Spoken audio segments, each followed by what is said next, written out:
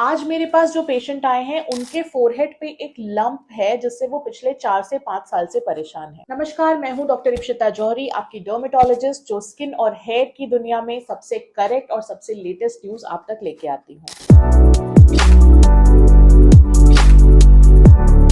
आज मेरे स्किनफिनिटी derma clinic में हमने एक सिस्ट एक्सcision किया है, तो इसलिए मैंने सोचा आपको सेबेशियस सिस्ट के बारे में सारी जानकारी दी जाए, क्योंकि कई बार ऐसा होता है कि हमारी बॉडी पे कोई ऐसा लंप आ सकता है जिसके बारे में हम सोचने लगते हैं कि ये किस तरह की ग्रोथ है और इसका क्या करना चाहिए। तो आज हम बताएंगे सेबेशियस सिस्ट। ये होती है एक छोटा सा लंप जो यूजुअली पेनलेस होता है, कभी बहुत छोटा होता है और कभी एक कॉइन जितना बड़ा भी हो सकता है। अब ये सिस्ट फेस पे, स्कैल्प पे, ईयर पे, बैक, चेस्ट, आर्म्स, ये सभी जगहों पे आ सकती है। ज्यादातर आप देखेंगे कि ये मूवेबल होती है, यानी अगर आप इसे पकड़ के हिलाने की कोशिश करें ये हल्की हिल सकती है। ये नीचे के स्ट्रक्चर में फिक्स्ड नहीं होती। ये कई सालों तक हार्मलेसली आपके स्किन के ऊपर लगी रहती है। कभी भी इसमें कोई पेन या इन्फेक्शन नहीं होता, बट कई बार ऐसा हो सकता है कि ये पेनफुल हो जाए या इन्फेक्टेड हो जाए। तो अब ये सेबेशियस सिस्ट होती क्या है और बनती कैसे है? तो हमारी स्किन में कुछ सेबेशियस ग्लैंड्स होते हैं और सेबेशियस सिस्ट एक पाउच की तरह होती है जिसके अंदर केराटिन या सीबम, यानी हमारे स्किन के जो एक्सक्रीशंस हैं या जो स्किन के डेड सेल्स हैं वो सब इसके अंदर इकट्ठे होने लगते हैं इस पाउच के अंदर, और इसलिए ये पाउच धीरे धीरे धीरे साइज में बड़ा होने लगता है। ये प्रॉपरली ड्रेन आउट नहीं हो पा रहा होता, इस वजह से ये स्किन में ही अंदर गड़ा रहता है और धीरे धीरे साइज में बढ़ता जाता है। अब इसके लिए क्या करना चाहिए? पहला ऑप्शन है कि आप इसे छोड़ सकते हैं, क्योंकि कई सालों तक कई बार इसमें कोई प्रॉब्लम आती नहीं।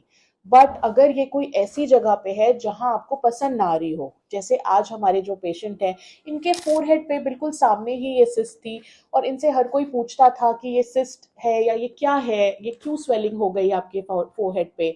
तो अगर आपके भी कोई ऐसी एरिया पे सिस्ट है जो आपको खुद को देखने में ना पसंद आती हो या फिर आपको बॉदर करती हो अपनी डेली लाइफ में, तो इसे आप रिमूव करवा सकते हैं।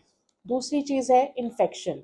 अगर आपकी सेबेशियस सिस्ट बार बार इन्फेक्ट होती हो, यानी इसके अंदर कभी पस बन रहा हो या पेन होने लगे, तो ऐसे केस में आपको इसे ट्रीट करा लेना चाहिए। सबसे पहले जाएंगे अपने डर्मेटोलॉजिस्ट के पास।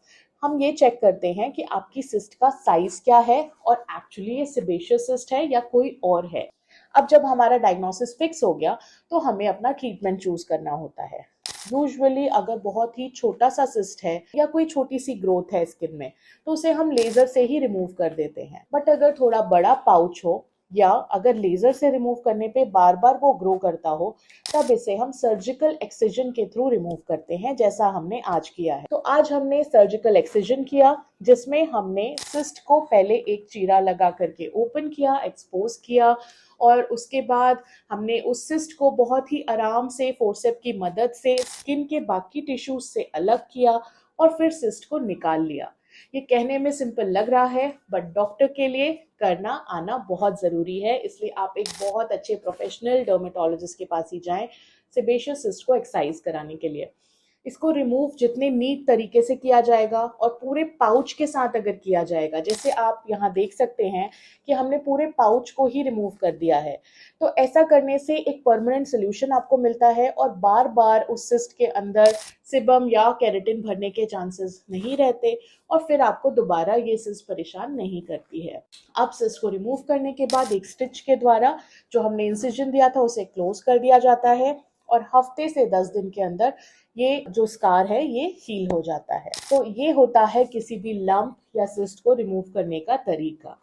तो आज आपने देखा कि हमने किस तरह से सिस्ट को रिमूव किया है और आई होप आपको ये वीडियो अच्छी लगी होगी। अगर आपको या आपके सराउंडिंग में किसी को इस तरह की कोई प्रॉब्लम हो तो ज़रूर डर्मेटोलॉजिस्ट की हेल्प लीजिए, और अगर कोई भी क्वेश्चन हो तो मुझे नीचे कमेंट्स में पूछिए।